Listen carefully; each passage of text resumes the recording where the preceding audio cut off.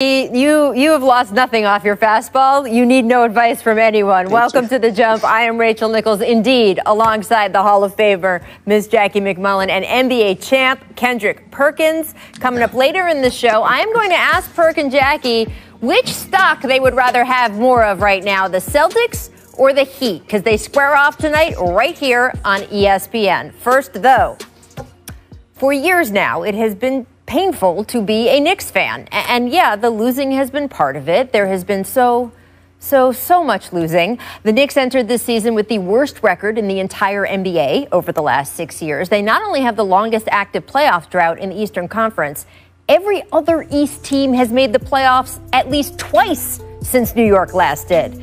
Still, even the losing might not be what stings as much as the way the franchise has gone about it.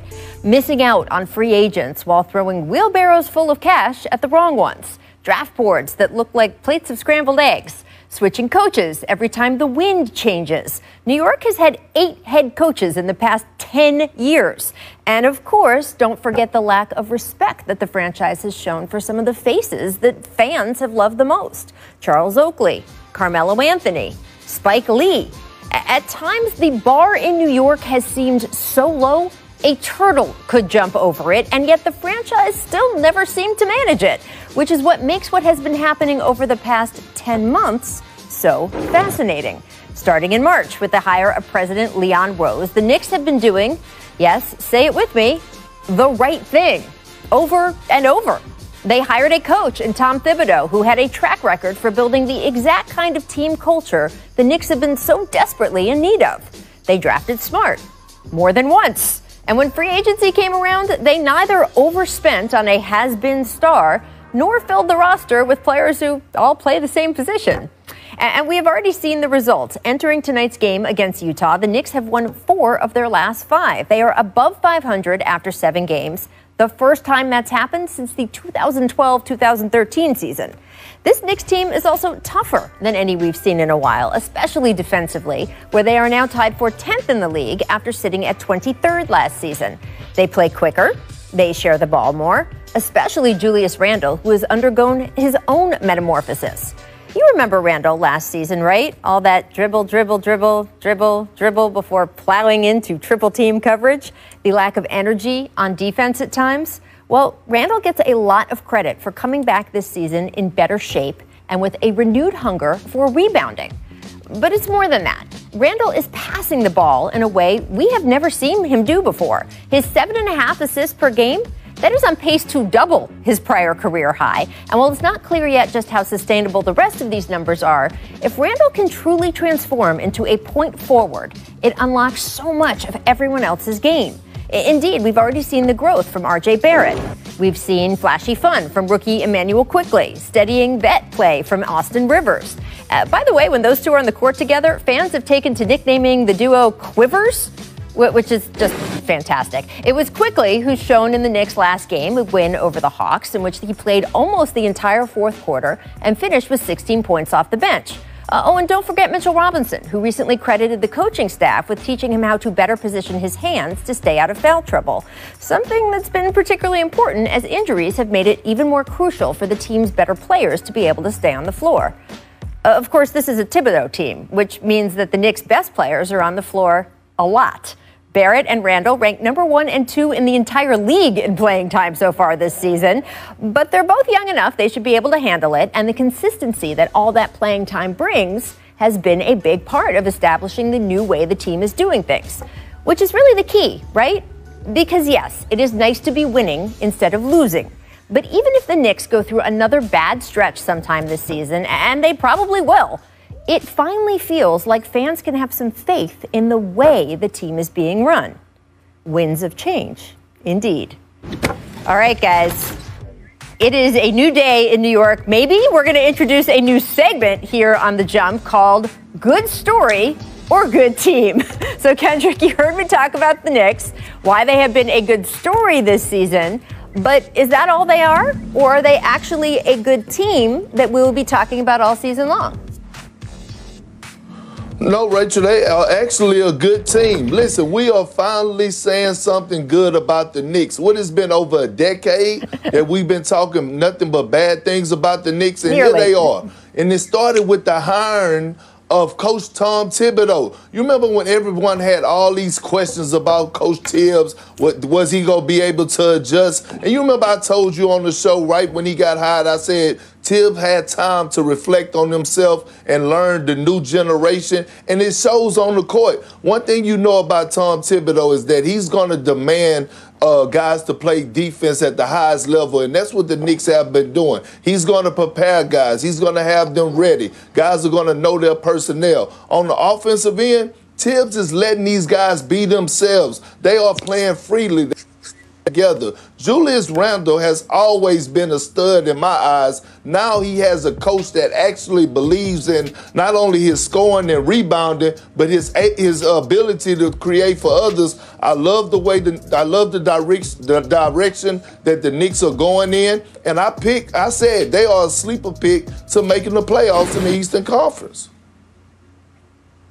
Wow. So, Perk, I agree. This is a really good story. I guess my definition of a good team would be a playoff team.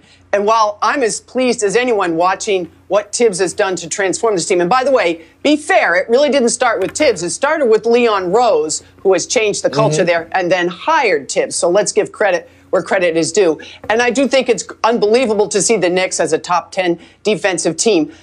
I give pause and try to bring a little perspective to this only for this reason. Some of the numbers are so video game, I'm just not sure they're sustainable, including Julian Randle, who, by the way, when Tibbs was hired, I asked around, and the first thing GMs and coaches said was, wait till you see what he does with Randle. He's going to transform Randle. He's going to get Randle back on his footing, and that has all come to pass. But, you know, will Alex Burks shoot 67% from the three-point line? Can Julius Randle keep up those incredible numbers? Will Austin Rivers shoot 46% from three? Those are the numbers that are making this team what they are right now. I'm not sure they're sustainable. It doesn't take away from the fact that they're building something. And if you ask the Knicks, that's the most important thing anyway. It has been so long and so frustrating for people who, I mean, this is an incredibly loyal fan base. I am so impressed with New York Knicks fans all the time. Everything that has been put in front of them, they still keep coming back, believing in their team. And finally, again, whether it's rewarded with a playoff berth or not, and with the play-in tournament, it's possible they could at least be in that ninth spot, right? Somewhere in there. Whether that ends there or not, just that feeling that the franchise is not wandering in the darkness the way it has been in a lot of the recent years. I just think that shows a level of respect for the fans that we have not seen in quite some time. All right, next up, we have the Orlando 5-2 team. Your playoff team last year. Still not sure anyone expected to start this good. So is the Magic a good story or a good team? So I think they have the potential to be both. When Jonathan Isaac went down in the bubble, he was arguably their best player, and you thought, oh boy, this is going to be tough for them. But Vucevic has more than picked up the slack. He's off to an incredible start.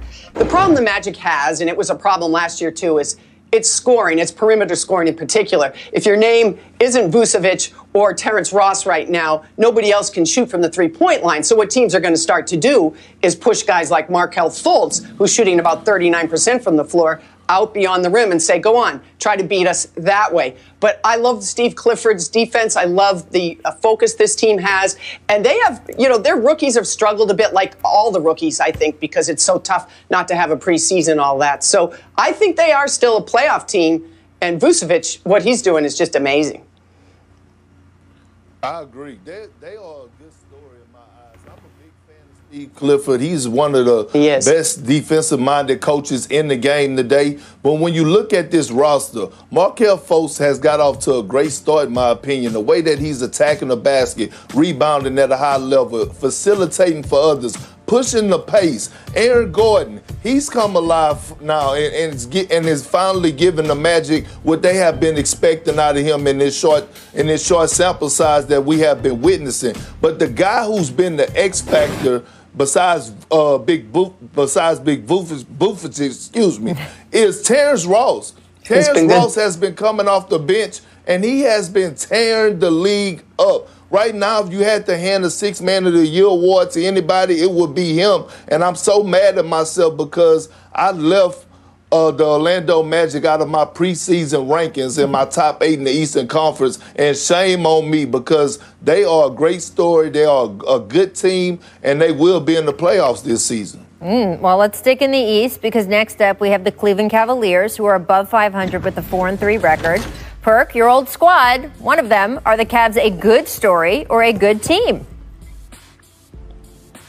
They're a good story. They're getting better, Rachel. But I'm a huge fan of J.B. Bickerstaff. If you look back last year, I wasn't a fan of the hiring of Beeline. I thought that he was a little bit too old for what the players they have in Garland and Colin Sexton. Listen, they drafted Colin Sexton a few years back in the lottery, and a lot of people doubted this young man. But he's a young bull. He plays with a tenacity, a chip on his shoulder, and he's getting better every single year. And I'm not surprised that the Cavs are right where they at right now, and they have been in every game that they played in, and it's because of the leadership of J.B. Bickerstaff. He demands the best out of Andre Drummond, and he has the respect of the locker room, and that goes a long way.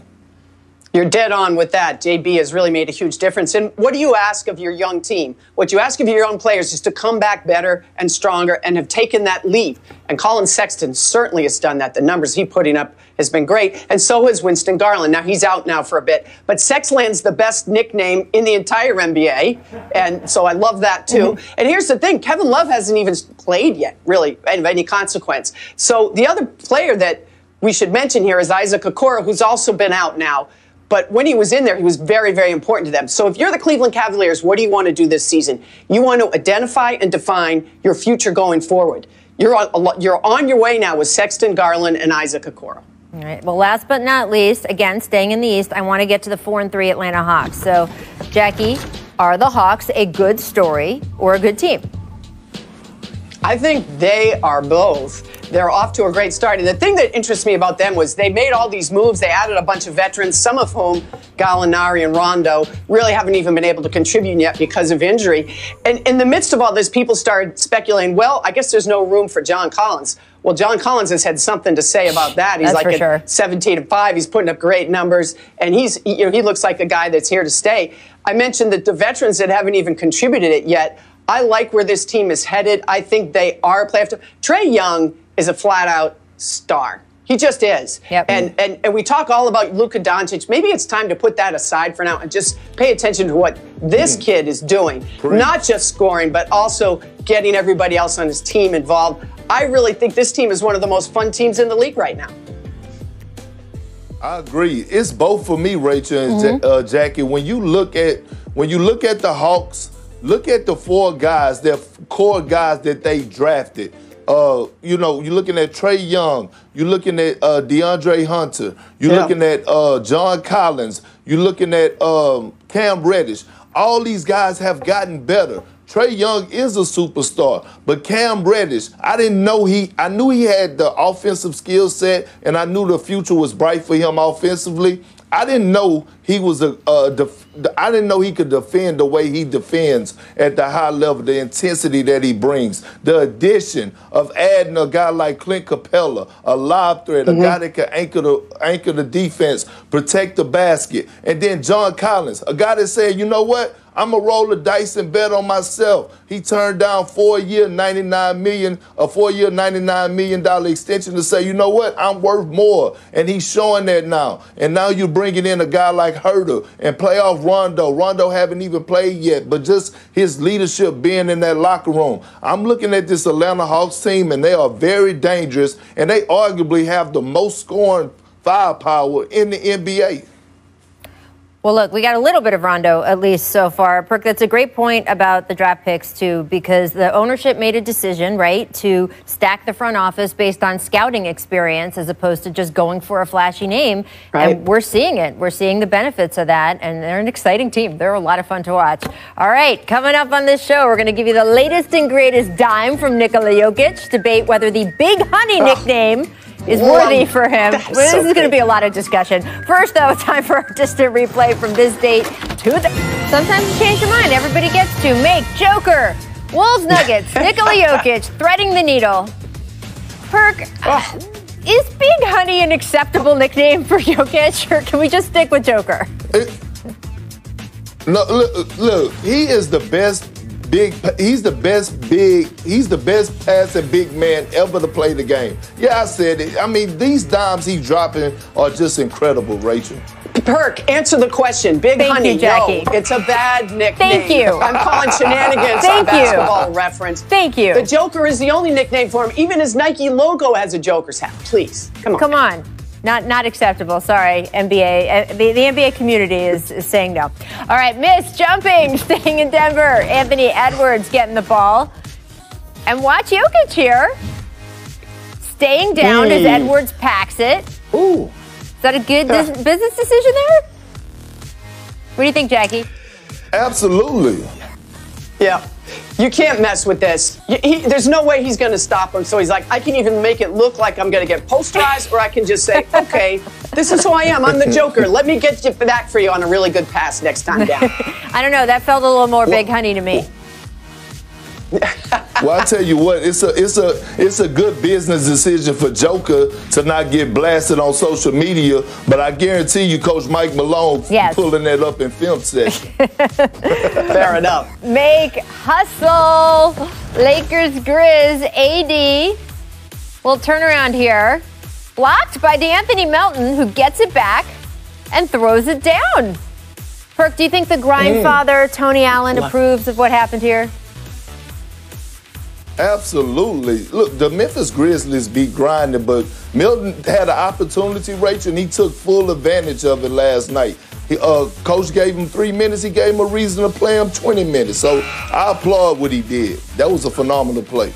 I love watching DeAnthony Melton play. You know who this reminded me of? Pascal Siakam. Remember when Pascal Siakam used to make plays of this both ways? That's what he needs to get back to for Toronto, having that motor. Yes. Melton's showing the motor here. I love it. Yes, for sure. All right, Miss Innocence. Spurs Clips. Last chance for the Clippers. Watch Pat Bev just shove Patty Mills. He gets whistled for the foul. And then... Perk, how is Pat arguing this? How is this a foul he never committed? Rachel, you're talking to a guy right now who argued every foul that was called on him and myself, and I knew it was a foul. But if I was Pat Bev, I would have fouled Patty Mills too, the way that he was giving them buckets last night. You know what? There's very few NBA players on this earth that will ever cop to doing anything that has to do with a foul. You know, and Pat Bev and Marcus Smart, two guys who are defensive specialists, both of them, they have no credibility anymore. When Marcus takes those charges and he left for dead, both of them, they're losing their credibility with the refs. No one in this game has ever committed a foul, and no one's been the last touch out of bounds. It's weird. Make straitjackets, Jazz Nets. Jared Allen got the start yesterday, which was very interesting, by the way. And he went off 19 and 18, had a dunk, a couple blocks on Rudy Gobert. So, Perk, why do you think Allen takes such particular relish in matching up with Rudy Gobert? Because we've seen this a few times. Well, first of all, it's about time that he started. He should have been starting in the first place. I know why they were starting DeAndre Jordan. Look, I know DeAndre Jordan could still give good minutes off the bench, but I know Kyrie and KD his besties, but I'm glad Jared Allen got the chance to start to show that he belongs in that starting role. He's not going to just do this against Rudy Gobert, Rachel. He's going to do this against anybody that's in his way. Well, it may depend on his... Go ahead, Jackie. No, I was going to say, but if you really want to get your point home, you go against a guy who was a former defensive player of the year, who's an all-NBA player, third team, that he's saying, you don't think I can start? Watch what I do to some of the best starters and big guys in this league. There you go. There you go. Jared Allen also said that he had pasta Alfredo last night, so apparently, you know, that's just that's a secret. There we go. No calories in that, right? No calories at all in pasta Alfredo. Coming up, we're going to discuss the huge impact WNBA activism is having on not just the Senate elections in Georgia, where the embattled co-owner of the Dream has lost her election bid as of last night. Also, we're going to welcome in our NBA Midwest reporter, Eric Woodyard, to get to the Bucks' reaction to the news that no charges will be brought against the officers involved in the shooting of Jacob Blake. This is The Jump. We'll be right back. He's against the Orlando Magic. This game is not happening. Not only a message to America and not only a message to the world, but it's a message to Wisconsin. A player's decision. They made this decision to boycott this game. This is a moment in time, a moment in history. We have never seen this in professional sports. I do not think that the Milwaukee Bucks will be the only team to boycott, Rachel. I don't see how the Milwaukee Bucks could be the only team. The Oklahoma City Thunder and the Houston Rockets will not be playing their game. You will not see any basketball tonight. I think the better question now is, when are you going to see basketball again? You haven't seen anything like this in the modern era. It's one thing to raise a lot of noise. It's another thing to refuse to play the games. This is a different level. This is a different ball game right here. Welcome back to The Jump. That video was, of course, from our show on August 26th. We were live on the air when the Bucks prompted a 3-day shutdown of the NBA in protest of the Kenosha law enforcement officers shooting and paralyzing Jacob Blake. The Bucks walkout rippled through the rest of the sports world, with the WNBA, Major League Baseball also postponing games. And while play did resume, the anger and frustration over yet another act of extreme brutality did not go away. And so it was another tough blow again yesterday when prosecutors in Kenosha, Wisconsin, decided not to file criminal charges against any of the police officers involved. And again, just to remind you of the details, Blake, who is black, was shot 7 times by Kenosha police officer Rustin Shesky, who is white. The shooting, which occurred in front of 3 of Blake's children, was captured on video. The Bucks released this statement yesterday via Twitter. The Bucks organization remains firmly against excessive use of force by law enforcement. This past year shed light on the ongoing racial injustices facing our African American and other marginalized communities. Recurring instances of excessive use of force, immediate escalation when engaging the black community must stop. We will continue to work to enact policy change so these incidents no longer exist. Now, last night, the Marquette men's basketball team wore black uniforms for their home game in Milwaukee against UConn. This was in support of Jacob Blake and his family, quote, the Kenosha community, and reaction to the announcement. A myriad of NBA players also reacting via social media and in their post-game press availabilities. Here's just a small sample. We're starting with LeBron James. It's a blow to our community once again. And we've been here before. It sucks. We feel sorry for his family and for that community itself. And we want better. We want better. And hopefully we can get that.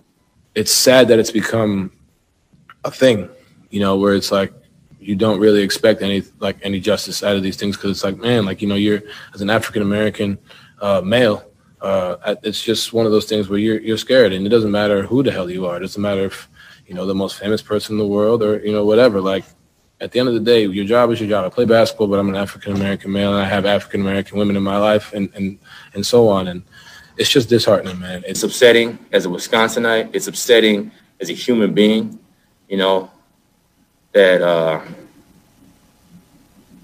and justice isn't justice. And it's tough. I want to welcome in our ESPN NBA reporter, Eric Woodyard. Eric, welcome back to the show. You, of course, cover the Bucks for us and the Midwest region. And I just wanted to start with what the people inside the Bucks organization are saying in response to this news that no charges are going to be pursued against the officers. Rick Lopez, we spoke to him this morning, and I asked him at shoot-around before the Pistons games. He described it as a feeling of helplessness.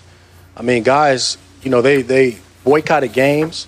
And guys did a lot, put a lot of energy and time into this to get this type of result. So they didn't feel like everything went in vain, but guys do feel a sense of helplessness.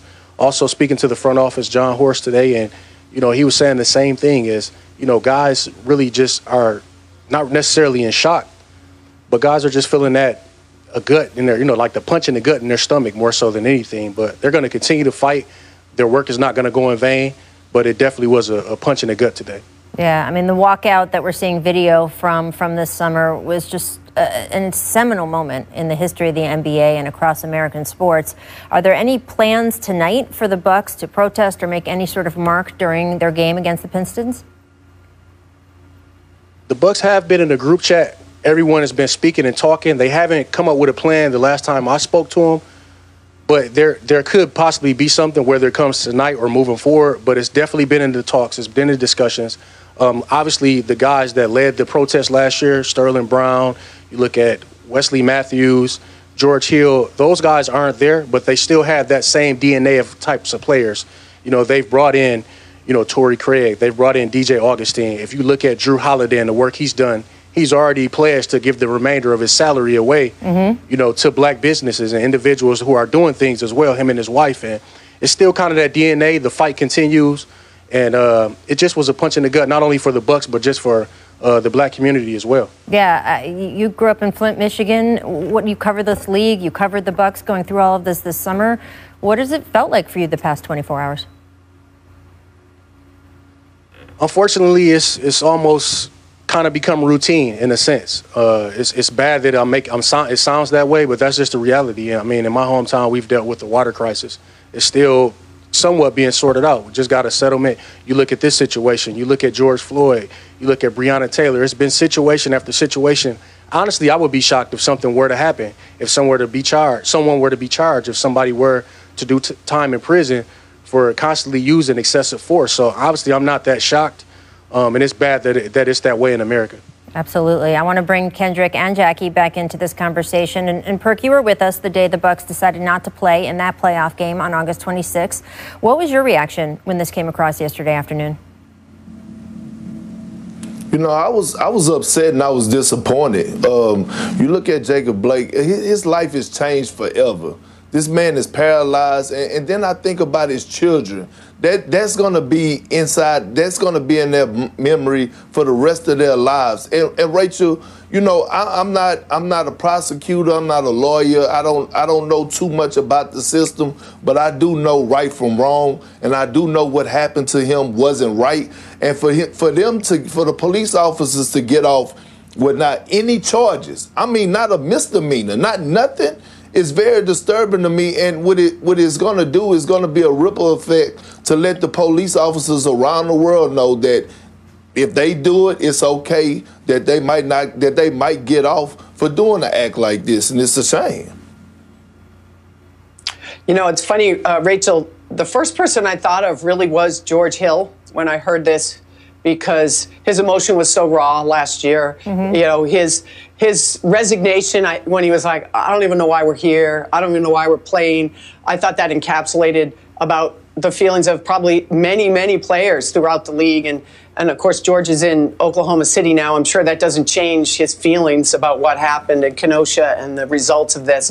I also thought the timing of this, and maybe it's because I'm a conspiracy theorist to some degree, I thought it was very interesting that these no charges were announced just as the Georgia Senator runoffs were getting into full swing, and the nation's attention was on those very important Senate races that were born from, in some regards, as we're going to talk about in a minute, from the WNBA and other players. So I thought that timing, I didn't like that. You know, I felt it was a way for them to sort of get that news off and on to the next. And I don't know if that was purposeful, but it crossed my mind.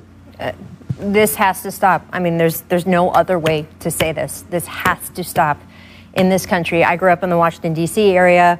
All you have to do is look at what's going on your television in my hometown today to understand the double standard in which we treat different people in this country depending on, quote, use of force or protesting or going for something violent. Any of that, it has to stop. And the way the NBA has supported that and stood for that, I don't think it's going to change even with this decision in Kenosha. I do want to get to what you're alluding to, Jackie, with the Atlanta Dream.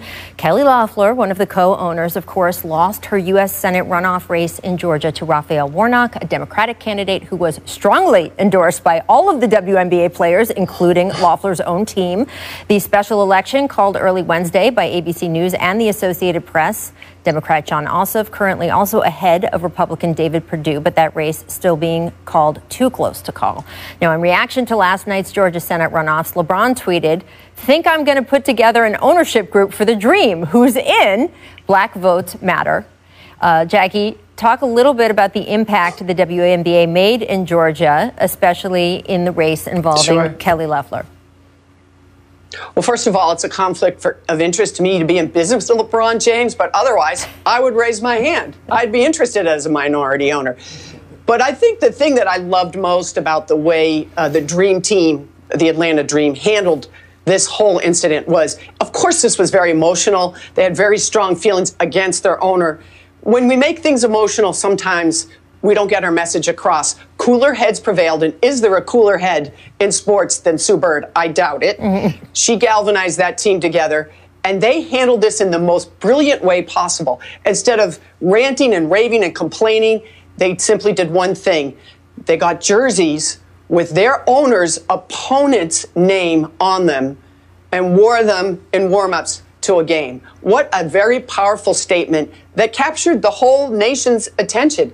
The WNBA players should feel great today, not just the Atlanta Dream, the whole league, because they affected change. Now, they're not Stacey Abrams, I'm not saying that, but they had a huge role in this, and they should feel really great today. They should hold their heads up high, Rachel. And I've said this time and time again on the show with you, is that the WNBA, not just for what happened yesterday for us with the voting and them having an impact, but overall, they were on the front line from the very beginning. They the ones that took the necessary step forward and action from times that things started happening. And then the NBA, the guys started to follow. So, I just want to give all the women in the WNBA their flowers, because you look at what Maya Moore did. She was in the midst of her prime, an MVP candidate, one of the best players in the WNBA, and she walked away to go do something great in the world that she believed in. So when you look at what the women are doing, no knock on nobody else in the men, because they're doing a great job, but they have been on the front line since the beginning of time, and I love it. I agree with Perk as well. I think what Maya Moore did was amazing. I have a grandfather who was incarcerated as well, and to see what she done and them to continue to stick on these issues, the more exposure, the better. So although it might not happen today necessarily, they're planting those seeds for the next generations, the next Maya Moores, all these next stars who can make change. And we might not see it right now, but we have to continue to keep going, continue to keep fighting. And shout out to the WNBA. I think Maya Moore is going to go down with her impact with something like how Muhammad Ali would, or if she doesn't, she should, because that was really, really huge on her part. Well, first of all, Perk, I want to thank you for saying that about the women of the WNBA, because there's no question they have been out front risking more, frankly. These are not players who have, $100 million endorsement deals, right, and they have risked more earlier than anybody else. And I just think they deserve so much credit for doing the right thing. Yes. First. And I think it's an example, frankly, to all athletes. And I think the past few years we've seen this. We've seen athletes realize how much power they have, especially in today's economy, when they're not as dependent on a particular sponsor or a particular paycheck. They can really speak their mind and they can affect change. Our former colleague and friend Jamel Hill pointed out yesterday that just the awareness of Reverend Warnock's name shot up after the WNBA players started wearing those shirts. There are so many things that we ask players to do in their communities, help with hurricane relief, help give out school supplies to kids. If we want them involved in our communities, they get to be all the way in. They get to have a voice in the decision about how those communities are run. And I just really applaud this group of women who got this done on their end, and the Georgians who came across and stood up for themselves too. It's a free election. Everyone should vote for who they want to, but we should welcome everybody at that table and then see and live with the results. So Eric, thank you so much for joining us today. Such an important voice, and we'll look forward to your coverage on the Bucks, and especially what the Bucks do tonight. That's really interesting information about the discussions they've been having. Thank you. Thanks, Rachel. I appreciate it. All right, here's guys with the Jump recommends. Tatum and the Celtics in Miami to take on Jimmy Butler and the Heat, 7:30 Eastern. Then Kawhi, Paul George and the Clippers squaring off against Steph and the Warriors. Good night of basketball on ESPN. So let's dive into our first ESPN matchup tonight. Heat Celtics. The Celtics 5-3, while the Heat are 3-3. Deeper dive into their early stats shows the two teams very different. Offensively, the Celtics have the edge. Heat far better. Defensively, the Celtics have also been offensive rebounding more, but the Heat score more on assisted baskets. So Perk, given all those numbers and your own eye test, this is two teams very close to your heart. Which team we're making you choose? Which would you rather buy stock in, the Celtics or the Heat? Rachel, you know how I feel about them goons from Dade County, but Rachel, let me ask you a question. Who is our most improved player pick for this season? You and I, who we pick? Well, who do you got right now, Perk? Because it's changed a few times. Oh, well, I thought we was rolling with Jaylen Brown. Oh, okay, all right. Brown and yes, Jason I'm on Tatum. that. I'm on that train. You know that. Okay. I got to keep my stock in the Celtics. Jaylen Brown and Jason Tatum are on the rise of being one of the top duos in the league. In my eyes, they already top 5. And then you add in my sleeper draft pick, Peyton Pritchard. We call him P. Rabbit in the Boston area. He has stepped up tremendously. Adding Tristan Thompson, Robert Williams playing well. My stock is into the Celtics. I understand why you're saying that, Perk, and you're right. Jaylen Brown, Coach Fizz and I were talking a few weeks ago, forecasting on the show. He should be a chance to be an all-star and maybe even an all-NBA defensive player. Here's the problem, though. I can't put all my stock with the Celtics till I know about Kemba Walker and his health. Because as much as I love those two guys, Perk, they can't go all the way unless they have Kemba Walker. And let's not sleep on the Miami Heat. Forget about the early record. Bam Adebayo, Jimmy Butler, that's a pretty good 1-2 punch, too. And they go a little deeper than the Celtics do. And I do have to wonder about Boston's defense. 20th in the league. I've got to imagine that's going to change at some point. Yeah, I'm not sure we can judge the Heat right now, right? I mean, they're coming off, along with the Lakers, the shortest layoff in the NBA. We know how grueling the bubble was. And as Miami showed, look, they don't need to be a top seed to advance far in the playoffs. Also, I don't know if the Miami flu, as we call it, right, has had anything to do with it, that opposing teams no longer come down into South Florida and have quite the nights out that they might have in the past. And maybe by the playoffs, all that'll be back again, too. So you just don't know. I wouldn't judge Miami right now. All right, it does get timing to have the Warriors as our second ESPN game tonight because Steph Curry has been on a roll. He set out a career-high 62 points against the Blazers, then dropped 30 points, 9 rebounds, and 8 assists on the Kings in a Warriors blowout victory. That was a back-to-back for those guys. Jackie, what do you expect from Steph? Do you think he will keep rolling tonight against the Clippers? I expect Steph to keep rolling. And I think with the injuries, and he had a lot of time to think about the grind of being a defending champion with a bullseye on your back. And we know how stressful it was because we've heard bits and pieces since that dynasty ended. I think this is a new Steph who's just saying, you know what? I love the game. Look at these highlights. You can see it, how much he's enjoying this game and a different role and relishing the idea of being an underdog again, which he was most of his career before he got to Golden State and became an MVP. Well, when you look at Steph, I could see it in them green eyes of his. He is on the mission. And if you think Patty Mills tore up the Clippers yesterday, you could just imagine what Steph Curry is going to do. He's in great physical shape. He's well rested. He's on the mission right now. And he's not just shooting the hell out of the ball, Rachel and Jackie. He's actually doing it in various ways, attacking the basket, playing with great pace, moving without the ball, facilitating for others. He's on a mission, and he looks like the MVP Steph that I saw about 5 or 6 years ago. And you're also seeing, I'm going to keep saying it, it's the Draymond Green effect. Draymond getting his win back and being in the lineup the way he has, it has made a difference for Steph Curry. All right, up next, who said Embiid and Simmons can't play together? The Sixers have the best record in the league right now. Is this a